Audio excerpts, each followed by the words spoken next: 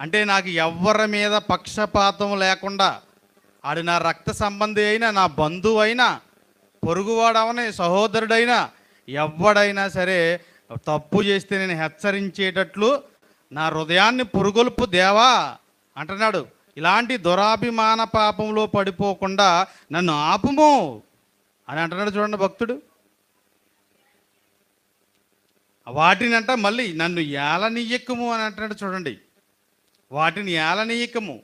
చూడండి, మనలో ఎంతమంది మీరు ఇలా ఖచ్చితంగా కరాఖండిగా ఉండి తప్పు చేసినప్పుడు నీ సహోదరిని మీరు హెచ్చరించగలుగుతున్నారు చెప్పండి. గుండెల మీద చేసుకొని నాతో సహా చెప్పండి. టయానికి రాకపోతే ఎప్పుడైనా హెచ్చరించి చెప్తున్నారా? ఏమండి, డాడీ గారు మొన్న వారమే చెప్పారు, దేవుడి సన్నిధిలోకి వచ్చి మీ మధ్య నేను ఉంటాను, మీరు నా దగ్గరికి రావాల్సి లేదు.